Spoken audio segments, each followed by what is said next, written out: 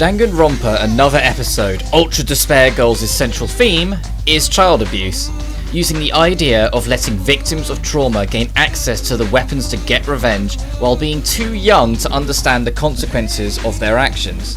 For the full 5 chapters of the game, we experience this unending rage firsthand as the self-proclaimed Warriors of Hope, aka 5 children who suffered horrendous abuse at a young age at the hands of those older than them, use an army of robots to destroy a whole island with the sole purpose being to kill all adults, prioritizing parents first.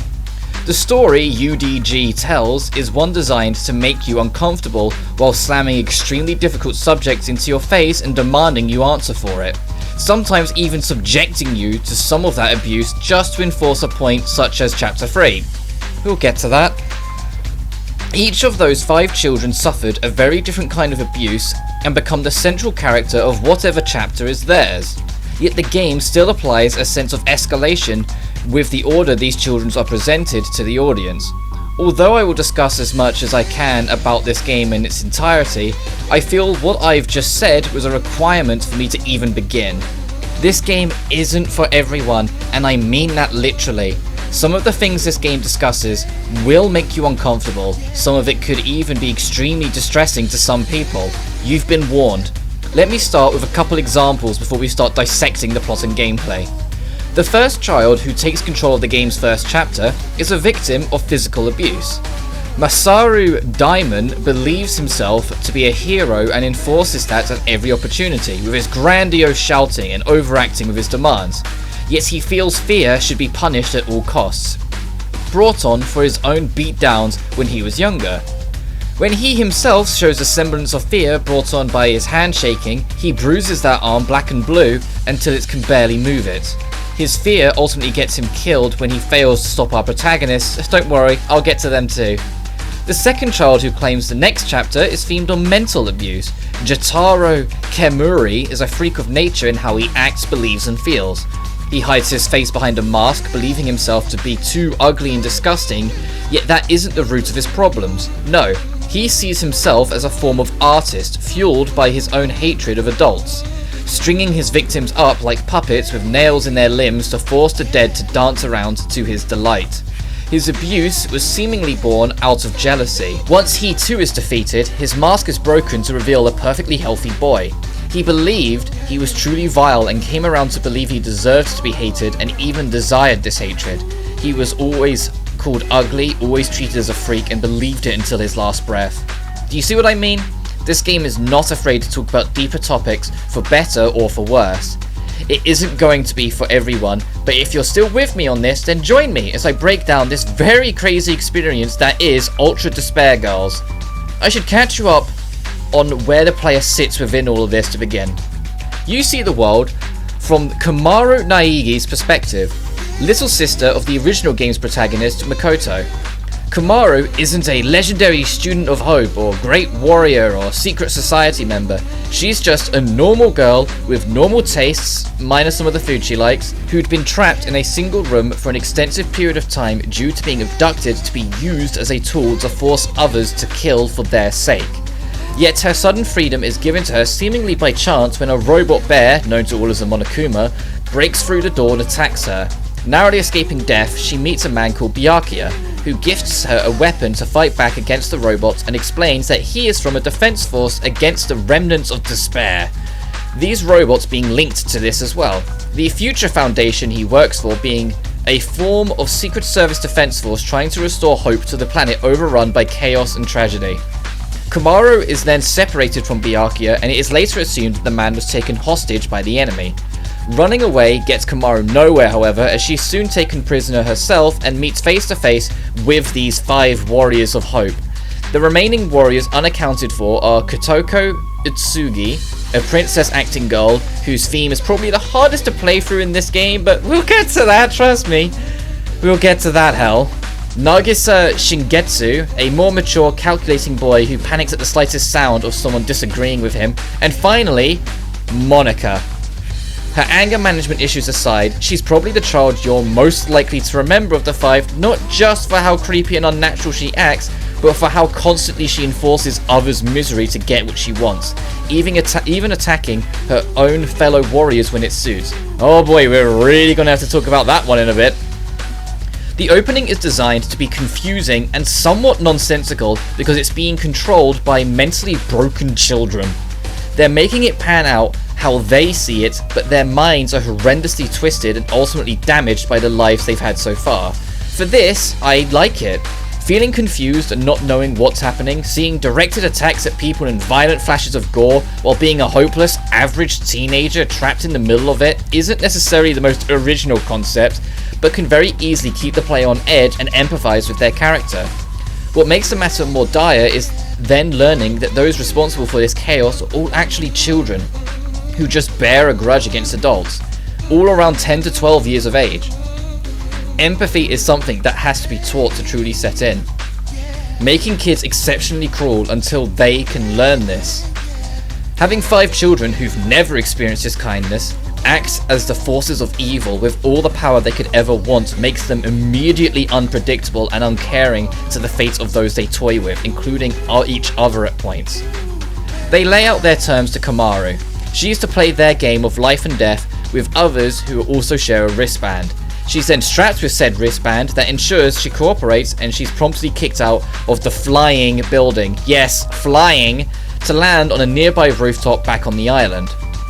There we meet our other protagonist of this game, Toko Fukawa. Yes, the very same ultimate writing prodigy, who's also got a split personality that's a serial killer that was somehow still the most forgettable character in the original game, Toko Fukawa. She was ultimately a stowaway, keeping track of Byakuya under a creepy fantasy she's still not let go of despite him not being interested at all. I'll say right off the bat, this version of Toko is more interesting than she ever was in the original, and she actually grows as a person as the story goes on and attempts to move past the whole everyone hates me really inferiority complex thing she's always previously been plagued with. Although both of them are reluctant, they eventually agree to work together to escape the island, thus beginning the first chapter of the game properly. As I said before, each chapter is themed around one of these children and the abuse that they've been through to become who they are, yet at this point, you don't know this, so the game keeps its cards close to its chest for now, instead focusing on getting the player familiar with the controls. To give you a rundown, think Resident Evil 4's approach, but without as many cheeky one-liners. It's an over-the-shoulder shooter where you alternate different ammo types to defeat all that stands in your way and occasionally solve puzzles. I'll stay straight away, the controls were responsive, tight enough and enjoyable the entire way through, and for as gimmicky as they were, the puzzles, usually housed in specific puzzle or challenge rooms, were all fun too in changing the pace of the game in between the shooting and action. Especially because, starting with chapter 4, these puzzle rooms got a lot more challenging and required a lot more thought and ingenuity from the player to solve. Komaru does take up more screen space than you might be used to for the genre, but I never personally had a problem with it. Additionally, through a shop, you can upgrade your weapon in admittedly basic ways, upping damage, fire rate, those sorts of things. Yet these upgrades are applied to the ammo types instead of the gun itself, so you can make the knockback ammo have a wider radius while your straight shot deals heavy damage but shoots slow like a Magnum in a Resident Evil game. There's also skill books that enhance things around Komaru instead of just the gun's effectiveness, such as health, faster or slower aiming speeds, gaining more money or experience, or auto lock, which for the record don't have it on as it's overly strong and will lock onto the nearest enemy no matter how hard you try, getting you hurt more often than not. Auto lock really isn't good. Experience is needed because your eventual level ups give you points to activate these skill books. You can only use as many as you have the points for, and better abilities cost significantly more than others. Although a simple system, I like this too. It's to the point, easy to understand, and offers growth in ways that are quick to feel in the next battle. Exploration, however, is where the game falls somewhat short for the most part. Although I expected it to be a mostly linear game, the main path is littered with backtracking, especially during the first 3 chapters. Almost the entirety of chapter 3 is just going back through chapter 2, with some small detours near the start and partway through it. They have collectibles in the forms of finding random glimmers of light that are actually objects or stickers, the former being notes, documents, or pages out of a book most of the time, with the occasional bounty as well. Don't worry, it's not as deep as you think. You don't actually hunt these bounties down, you turn the notes in and get rewards instead.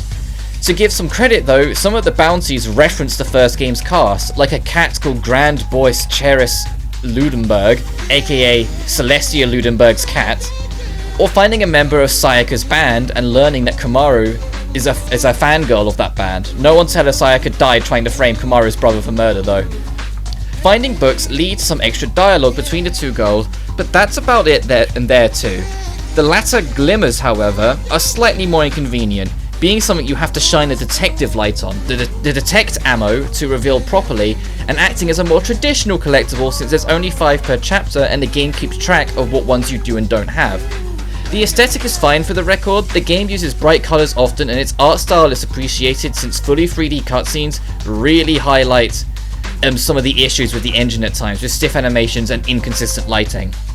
Yet I'm forgetting about Toko again. Technically, Komaru isn't the only playable character, just the lead.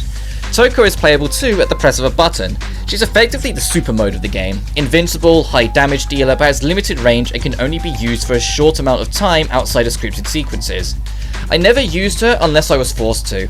Her more action-focused approach was far too clunky for my taste, and the game actively discourages you from using it, saying that using her during puzzles will harm your score. Yes, score. The game keeps track on how well you do in puzzles, how many of the main collectibles you find, and how many times you click retry instead of load when you fail. It then gives you a grade at the end of each chapter to inform you how you did and reward you with coins for upgrades depending on your grade. It also gives you a glimmer of Toko's fantasies if you get at least a B grade, which isn't worth it at all. In fact, the fantasies are the worst part of the game for me. Just really creepy, perverted humour designed just to make sure you turn your TV volume down the moment they start like it's a nervous twitch. Toko fantasizes about Byakuya and what they would do to each other in her mind, and it's never clean and is filled with sexual subtext. The grading system is fine for keeping you on your toes, but felt unnecessary as a whole in my opinion. With only one exception, I never didn't get an A grade, either making me wonder if it was just too easy or if I was getting lucky. During chapter 1, we meet another problem I have with this game, Toko's inability to just be honest at several points despite it not risking her well-being in any way to tell the truth. It happens the moment Toko and Komaru meet too. Toko recognizes Komaru's last name and correctly deduces she's Mikoto's sister, yet instead of easing Komaru's fears for her family and telling her that Mikoto is safe, she hides this from her completely until Komaru finds out for herself at the very end of chapter 2. In chapter 1, we meet Hina's brother. Hina being the ultimate swimmer from the original game and big family girl all around, Toko also recognizes the link between the siblings but once again keeps quiet about it, which is problematic because this boy then gets killed soon after, not knowing if his sister is actually safe. In chapter 2, another 2 instances come by, meeting Hiro, the ultimate clairvoyant, mother to which Toko keeps quiet that her idiot son is safe, and then Chihiro's father who also dies. At least with the latter, I can defend Toko choosing not to talk about it with Komaru because she learns of Chihiro but doesn't know of their death, so hopes for their safety. Toko knowing they are dead but keeping quiet made at least some sense that time to keep spirits raised, but that's it. When challenged onto why she kept it all a secret in chapter 3, Toko brushes over it without much thought and openly neglects Komaru's feelings about the whole thing, leading to them arguing for a whole chapter, something that I felt wouldn't have happened if Toko just spoke up. But I'm getting ahead of myself again. I'm avoiding chapter 3 until we really get to it. After meeting Hina's short-lived brother, the duo head to the subway to find a way out just to find that the first Warrior of Hope has laid a trap. Masaru and all the kids moving forward set up little coliseums for the stray other children throughout the city to watch. All of these stray extra kids wear these big Monokuma helmet things, by the way, just keep that in mind for later. The kids then usually proceed to mock Komaru and Toko, accidentally reveal what their theme of abuse is, before unleashing a larger robot boss fight for us to take on. I enjoyed the bosses for what they're worth. They're not winning any awards, but they usually required thinking out of the box just a little to take over, like using knockback ammo to return to sender specific enemies to stun a boss, or getting them to stick their weapon in water before zapping them with electric ammo. It keeps you thinking and has you using more of your ammo types to solve the idea of how the fight works. Once defeated, the Warriors of Hope are then seen as failures themselves and killed by the other children shortly after. Something I personally loved in this game is that Komaru had a habit of reacting similar to how I was whenever these scenes took place. I mentioned it time and time again that I'm an idiotically empathetic person for fictional characters, so learning that Masaru was a victim of physical abuse which led him to this path, and he dies before he gets a chance to see things be better, yeah, it upset me and upsets Komaru. Yet equally, the second chapter's Warrior of Hope, Jotaro, is genuinely pure evil. Like I said, this kid was mentally abused to believe he was ugly, so responded to this by nailing people to wood attached to strings to make corpses dance for his amusement. He's one of the more soulless children and shows no sign of sympathy or care when Komaru challenges him on it later on. When he's finally defeated and killed just the same, Komaru and myself were both far less caring. Komaru essentially just says good riddance and moves on. Back to the plot though. As to be expected, the subway doesn't pan out, and it's here we're told leaving would result in death, thanks to that wristband. Looking around for a new answer, we meet a very peculiar character, a supposedly good Monokuma called Shirokuma. Shiro leads the duo to a lackluster and barely functioning resistance camp, where we can meet the aforementioned sister to Hiro and give her the bounty surprises. We also meet their leader. Full disclosure, I didn't like this guy from the start. Has a bit of an ego that he pretends he doesn't, instead trying to be the impressive big man to the new girls he's seen, but as a leader, Haji Toa kinda sucks. He won't build people up to attack the Monokumas as he sees it as suicide. He won't try to reason with the children as he sees it as too risky. He won't let people run away because he's paranoid people coming and going from their secret base will expose it. And the first sign of real potential help given to him, he not only turns down but outright tells to fuck off. That being the Future Foundation. The man likes to be in control and knows that letting people do literally anything would strip that control away, so offers nothing but excuses and is quick to blame others when it counts. A real arrogant rich boy who pretends he's the moral high ground kind of work. Before sending Komaru and Toko away for their association to the Future Foundation, he lets it slip that a tall tower on the other side of town might be enough to make an SOS call. That becomes the main objective of this chapter, with Jotaro interfering along the way. We meet Chihiro's dad. He gets killed almost as soon as we meet him, but he does stop us from having to scale the whole tower and instead only 4 floors of it up and then back down. After another boss fight, Jotaro is dealt with and we finally get to the roof. From there, we connect to Makoto of the Future Foundation and we officially begin the doubting game between Toko and Komaru and what they share for a small while. Toko not sharing important information takes Komaru off to start with, but when Komaru suggests Makoto send help, Toko insists Byakuya is being kept hostage for this very reason, and thus if anyone came, they'd kill Byakuya. Komaru sees it as one death to save the many, but Toko makes it clear she'd rather kill Komaru than let her sacrifice Byakuya. This thought sticks with Komaru for the whole descent back down after the signal gets cut off. They argue and shout a bunch, Toko feeling Komaru is just making excuses for her cowardice and never taking the right steps forward, while Komaru sees Toko as a selfish and uncaring individual towards others, eventually exclaiming that this is why she has no friends. I kinda wanted to see this turn into an actual fight if I'm honest. There's a few points where I think both of them could do with the Hina to Byakuya special slap. Their arguing or snide comments continue all the way back to the secret base and bring a horde of Monokumas as well. After dealing with it, the girls are blamed for this attack and imprisoned for it. Oh right, we're in chapter 3 now, so it's time to talk about this giant can of worms. The theme of the game is child abuse and the consequences that follow. Once you realise this, you already know one topic the Danganronpa writers will tackle considering some of the characters in the main series. So let's talk about the third chapter. Which Warrior of Hope represents it and what this damn chapter covers. Consider that your one and only warning.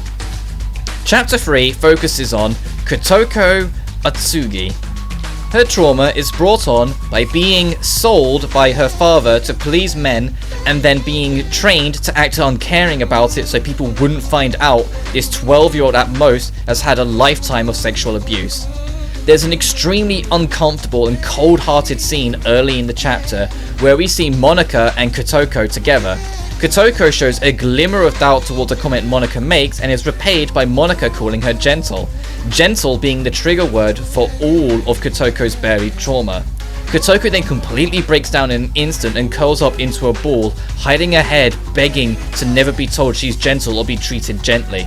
Monika then punches her repeatedly afterwards, telling her she promises not to be gentle with her before embracing her to ensure she remains cooperative. Like, what the fuck? Later on, it's revealed that Kotoko plans to punish everyone for her sexual abuse by putting them through the same abuse she went through, aka get everyone else to be as afraid as she was and be touched in the same hellish manners she was.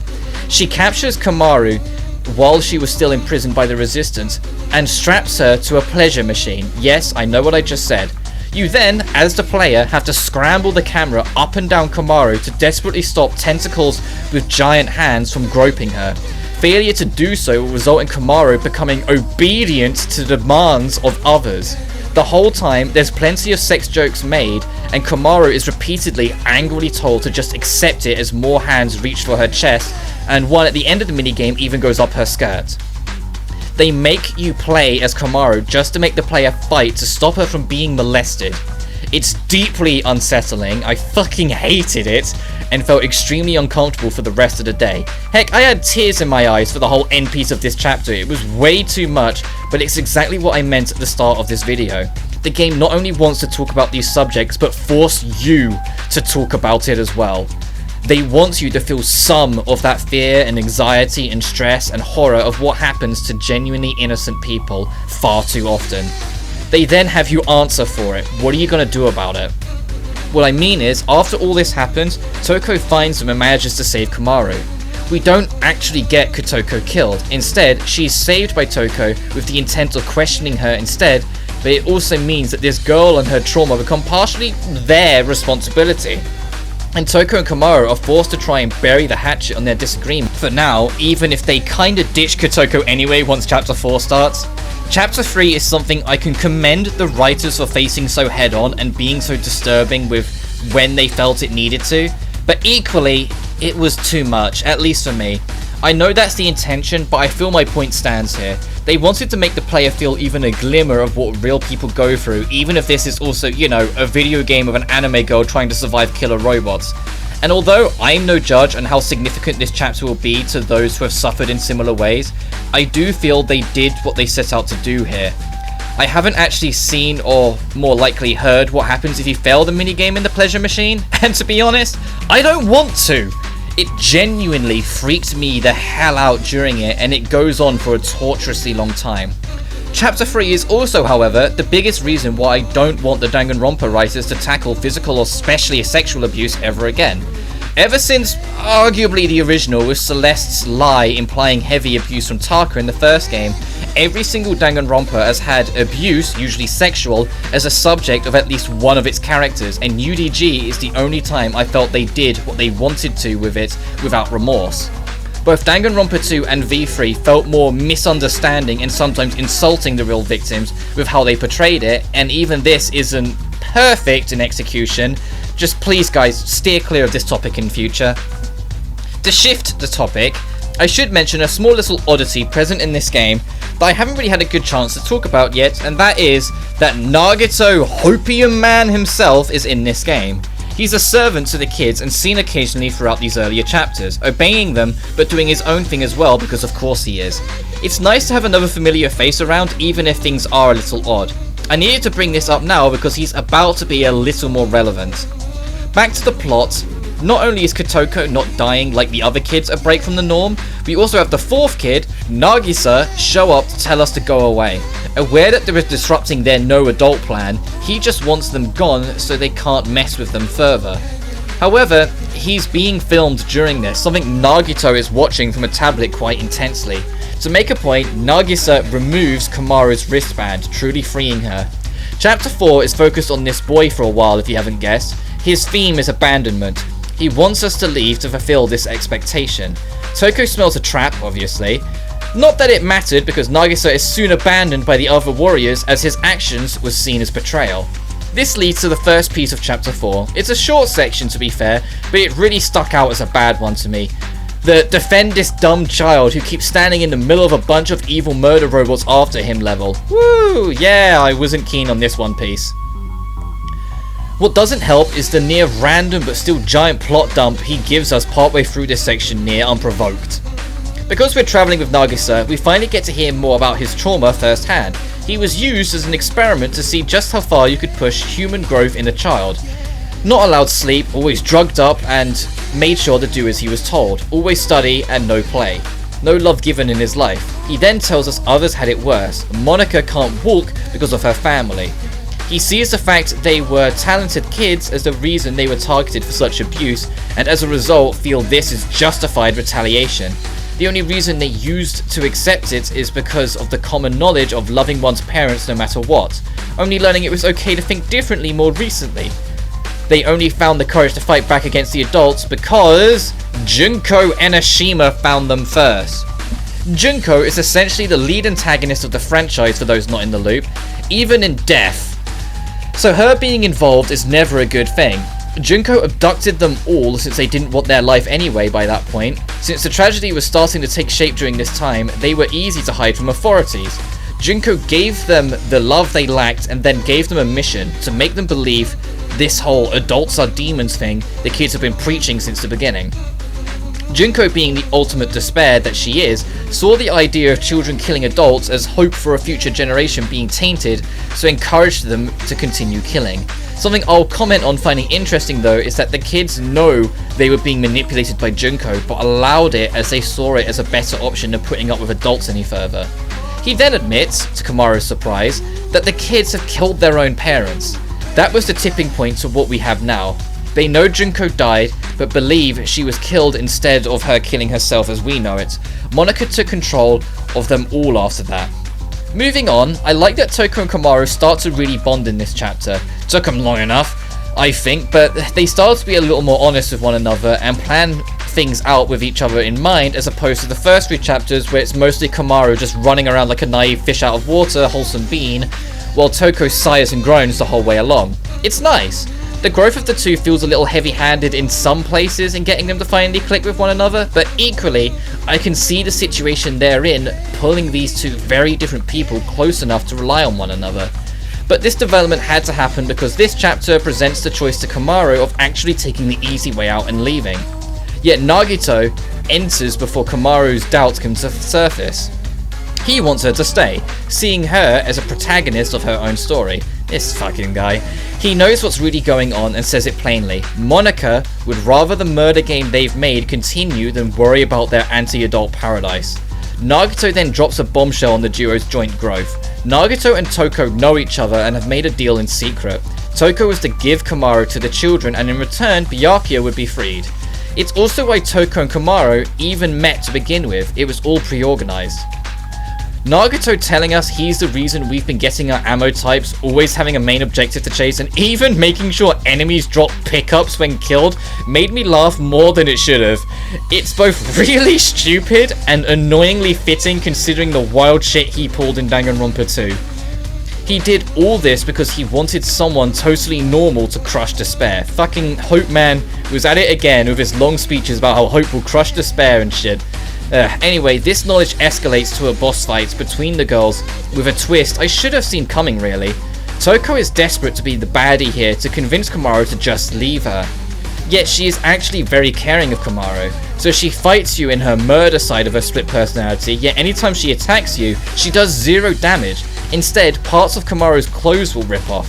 Narratively, she's trying to make her attacks close enough to encourage Komaru to fight back, but taking a step back, I didn't instantly notice how to win this fight, so spent most of it at Komaru in her underwear, and I'm not sure they need to go that far. Sexual content and explicit content isn't something I'm naturally against if it makes sense or feels like harmless fun.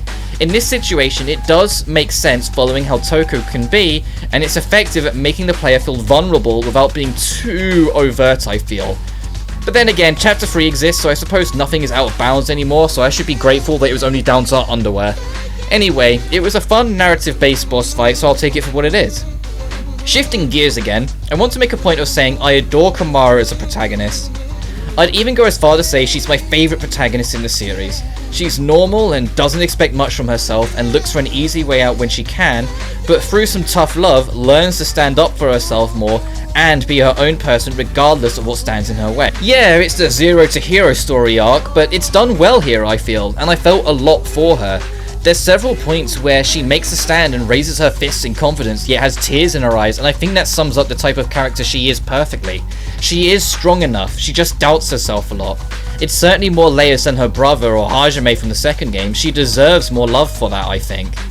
When Toko attempts to kill Nagito for all his hopium bullshit, Komaru screams out every detail of how much she actually adores Toko and feels she's her friend despite all their back and forth earlier, trusting her fully no matter what Toko tries and says to push her off, even agreeing to stay with Toko to help her save Byakuya. The two officially become friends, and some of the scenes that follow these two's bond is some of the cutest shit in the series. I love the awkward, sorta rival, sorta buddy friendship these two have entirely. It's what Toko needed as a character after how non-existent she was in the original game.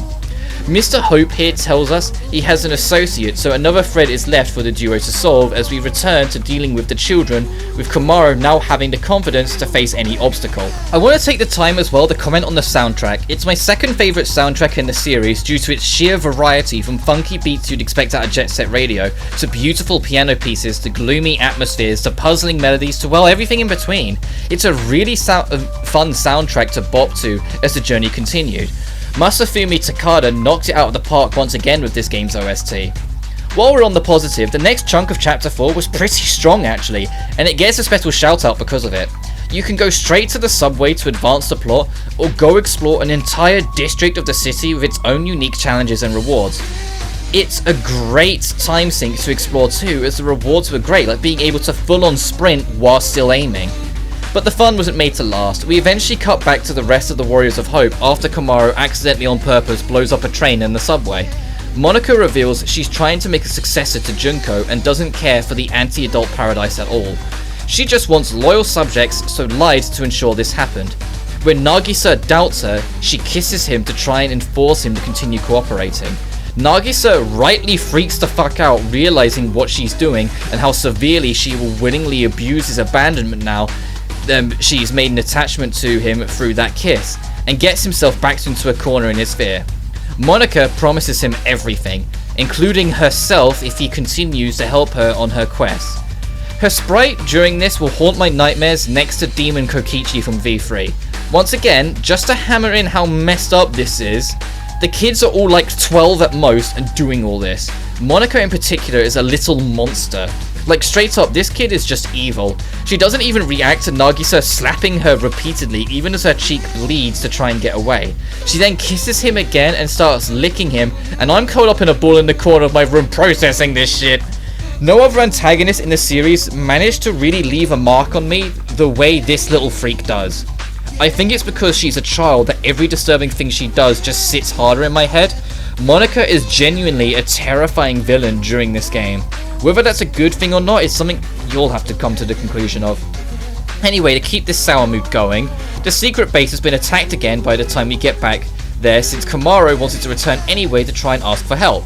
Shirokuma tells the girls of a back passage the Monokumas are using and wants to bring it down with explosives.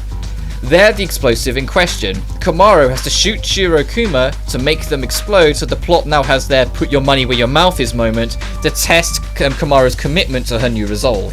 One explosion later, the people are in a better position. Haiji Toa doesn't change his stance because arseholes be arseholes, but progress is being made, and now Komaru is prepared to stand up for herself, encouraging others to fight too as she shouts on the top of a broken truck in the base to not just be a victim but instead fight for something. Heck, even Shirokuma somehow lived a suicide bomb. Wait, what? Anyway, Haiji is a little more helpful and unleashes his trump card. I love that following this scene, Komaru's run animation changes to one of more confidence now that she has been through her character arc. It's a nice touch.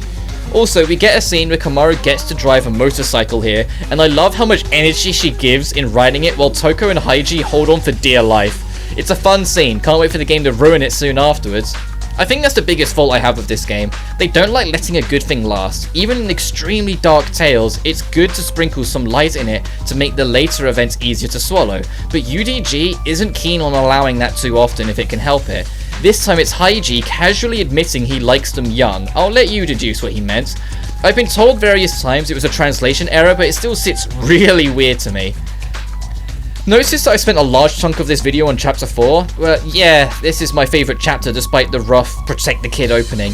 It almost makes me dislike V3's Chapter 4 even more, as it truly stands alone as the only bad 4th chapter in these games. We now learn that the Monokumas are here because of Haiji's family. They brought them in because they thought it was a smart thing to do, and they really thought it wouldn't go wrong at all.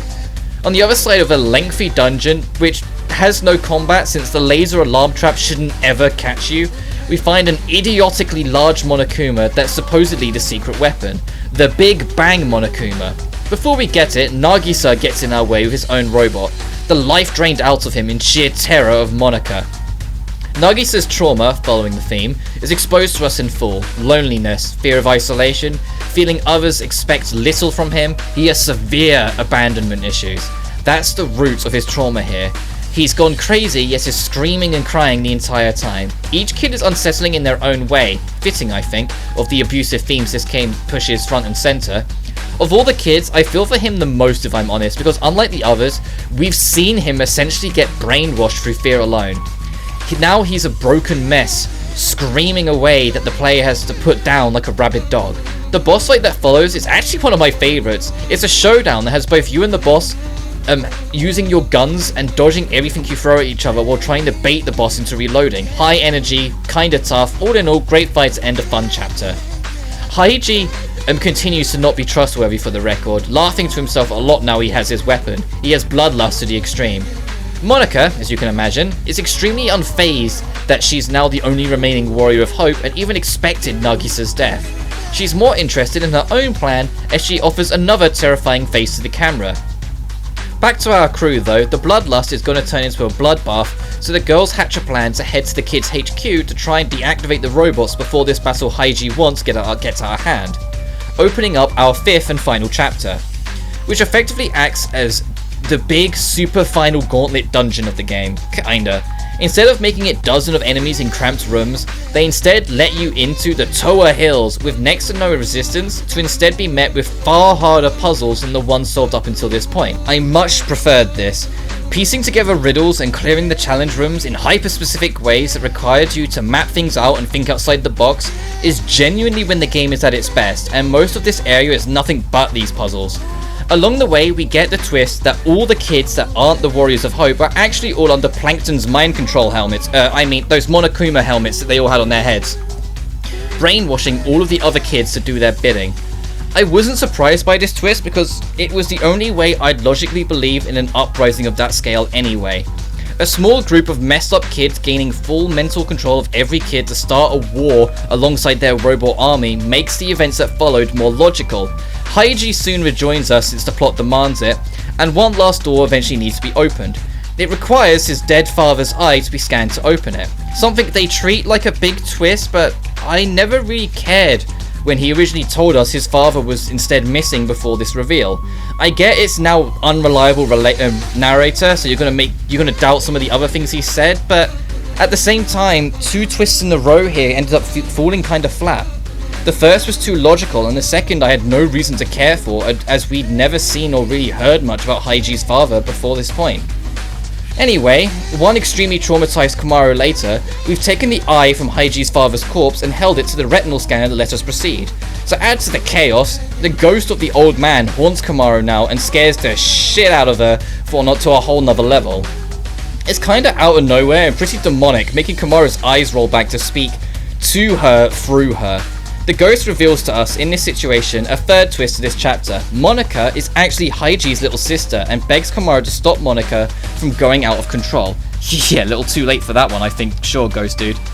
Monika's mother abandoned the family soon after the girl was born, and so the angry ghost tells us that instead of seeing it of having a daughter, he instead sees Monika as the extra he had to take under his wing, painting her theme rather vividly.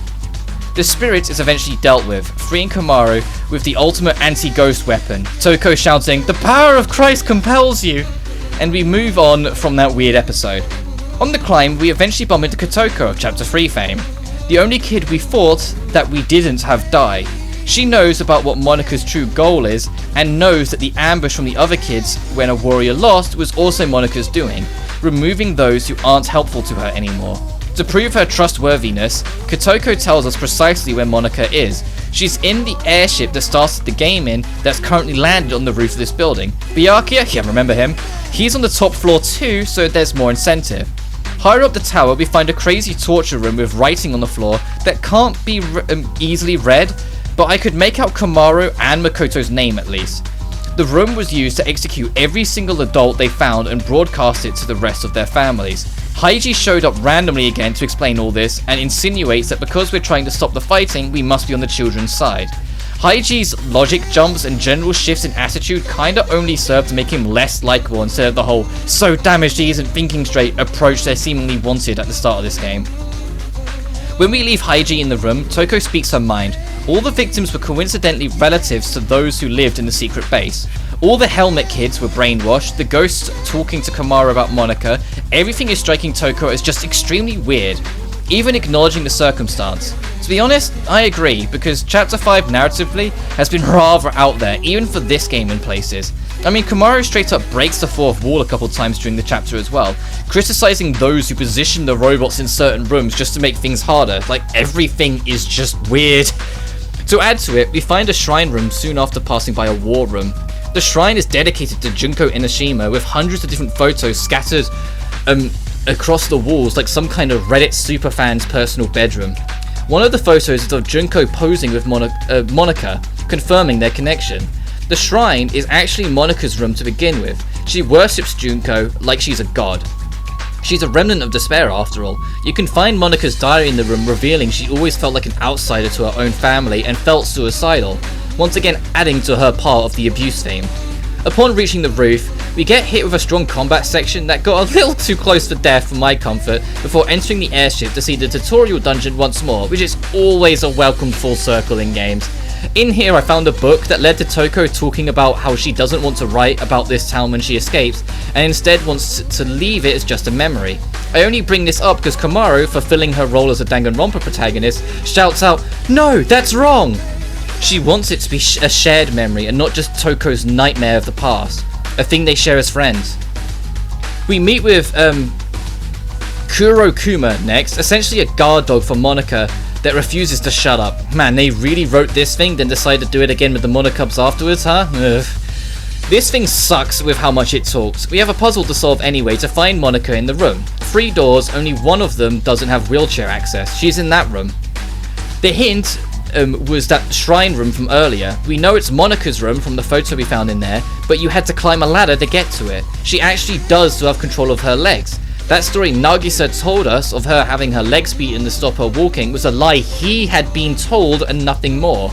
She just pretended to be disabled to help manipulate the other warriors for abusing their sympathy by making her look like she'd been through what they had been through. Monika's addition to the abuse theme is lack of belonging. She's never felt welcome by her own family. If she made herself pitiful, she could convince others to stand against her family for her. Monika's Junko successor plan has another little twist in store for us too, but that is something she starts heavily implying and we learn more about a little later on, so bear with us. Monika Toa, her full name, invented the controller for the robots and the bucket hat kids herself. She then brings in her battle robot and it's time for a boss fight. Long one too, that ends with us shutting up that talking Kurokuma afterwards. At this point the game gives you a choice that if you pick wrong gives you the bad ending, which caught me off guard.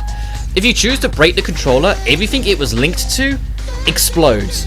All the Monikumas, all the children's helmets, Komaru saves the city but single-handedly kills off every single child in the city as well. Holy shit. Okay, Monika is an exceptionally big shit, isn't she? Instead, you refuse to break it as an act of sheer hesitation, something you really don't have a reason to have and wouldn't have occurred to me if the game didn't literally ask if I wanted to break it or not. Monika gives yet another creepy face and insists you break the controller as Kotoko breaks in, begging you don't. We refuse several times before Haiji finally enters the scene to turn into a psychopath wanting Monika's blood. He then too demands the controller is destroyed. We refuse. He attacks Monika to force her to share the whole truth.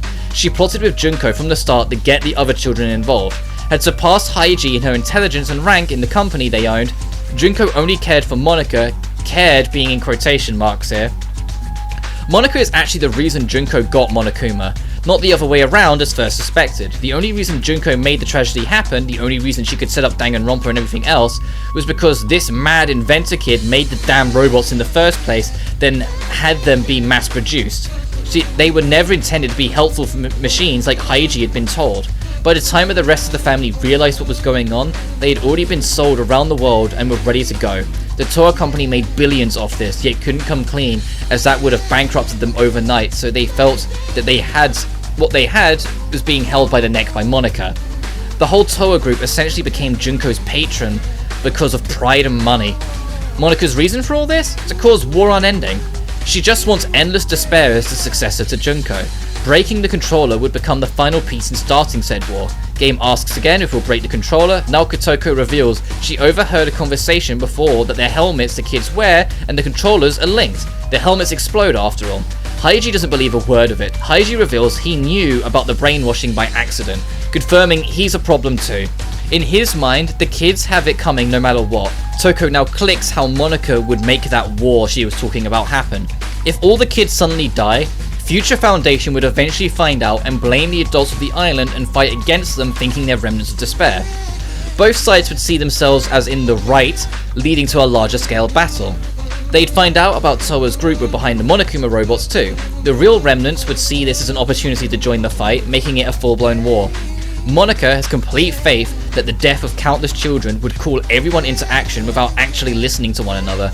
In her words, pitiful children are the most powerful. She also ensured the only living adults on the island were ones who didn't have children to make sure they wouldn't have mercy on the kids. She wanted Komaru to grow the way she did to inspire the adults to act.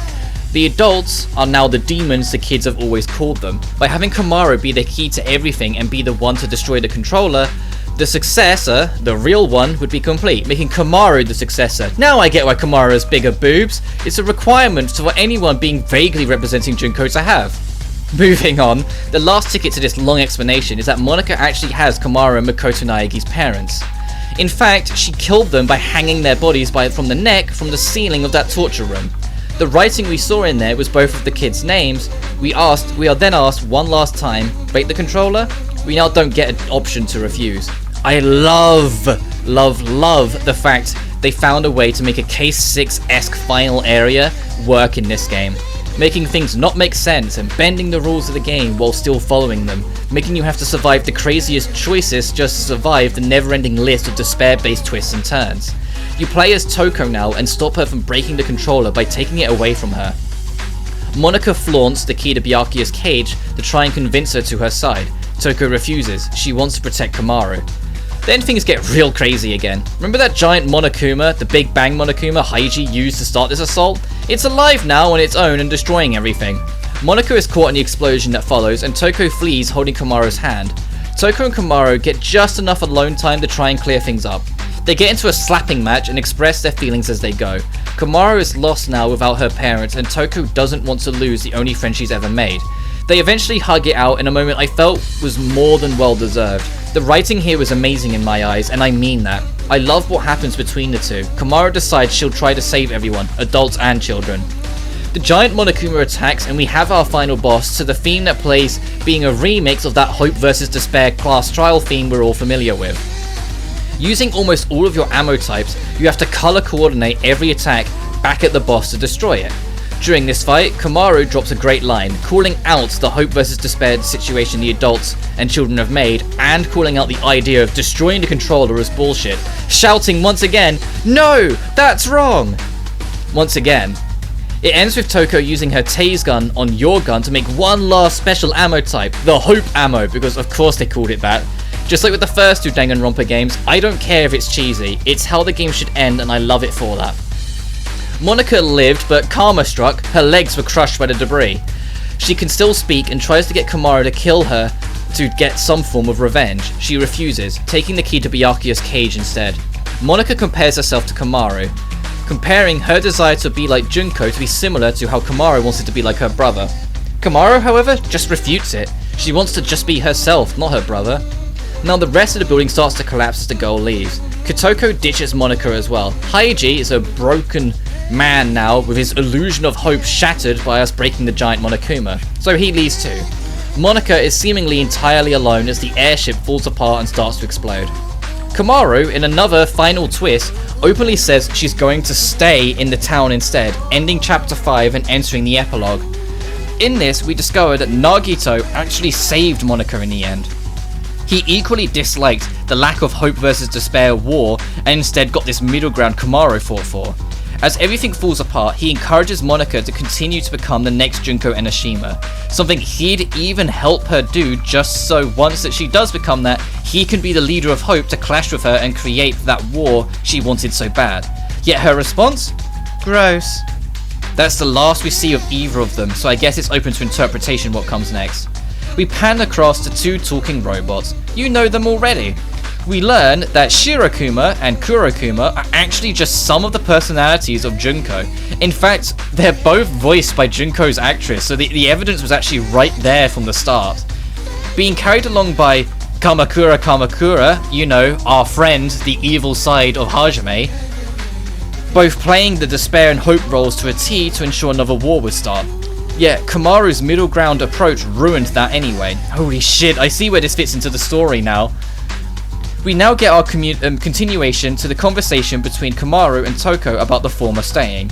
She wants to stay and try and fix things before the Future Foundation and Remnant's Despair catch on to what's happened here, since it could risk a war anyway. She wants to act as a hostage to the town to stop anyone getting near it until damage can be subsided. Her courage to do this is something she thanks Toko for. I love that Toko, after hearing everything Komaru says, just goes, "Why do I have to stay behind?"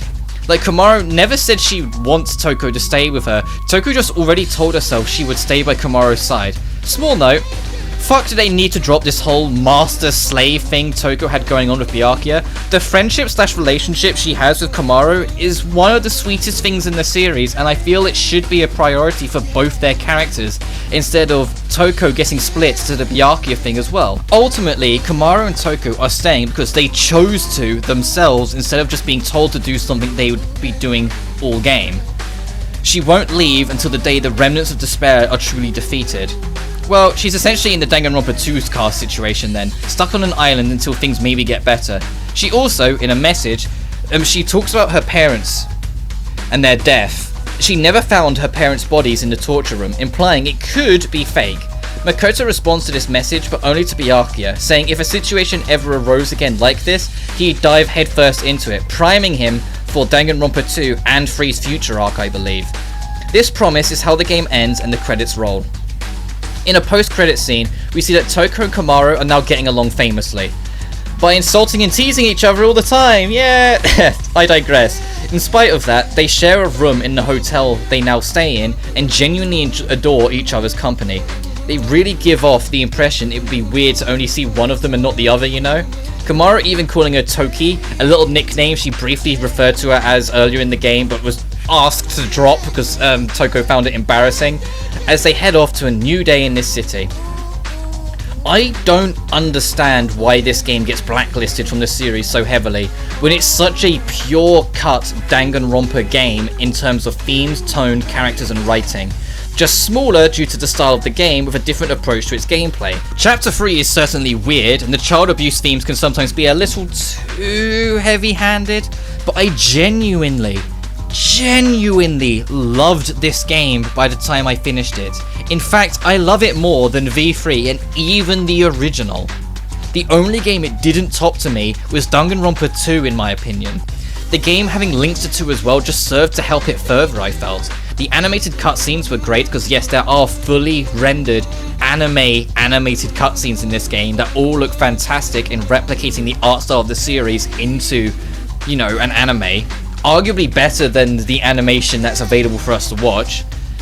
The twists were plenty, with some hitting, some not. The 3D models did a damn good job trying to translate the art style of the series, even if there were a few little oddities that sprung up from time to time.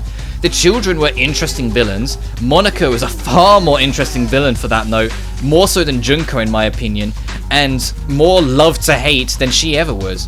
Nagito was a fitting addition that I felt worked well and wasn't just fan service to include him. The gameplay, although not perfect, was constantly engaging for me with great music throughout. I adore I so love this wacky little spin-off and will happily stand in its corner. I'm glad I gave it a shot when I did. All that's really left for me to look into now is the anime. After that, I'm essentially finished with Danganronpa until the franchise officially continues in some capacity, assuming it ever does. But even if that never happens, this series has given me memories I won't soon forget and characters I truly adore. It's got its problems and not every character is a hit, but I love what's good about it with so much that I really don't care about its problems, even with some of my issues being pretty big with some parts of the franchise. I'll wrap up here though. In total, I'd say the weakest game is V3, then the original, then this, then at the top, the second game. Komaru is my favourite protagonist of the lot easily due to her character growth throughout the game. Kaito and Gundam share top male side character spots, while Ibuki, Maki and Kyoko share female bests. This series is crazy, extremely dark in places, yet hilarious in others. It's made me cry, heck it's made me cry a lot. It's got me angry and way too many other feelings I won't list off here. But I had a really good time. Thank you for listening to me ramble my thoughts and feelings, not only just through this game, but throughout the entire franchise as well, throughout the live streams or the video essays I did on the chapters of V3, everything. I'm so glad I gave this series a chance and saw it through to the very end, because I love almost everything I played here. But until I see you guys next, thank you so much for watching, and I'll see you next time. Peace.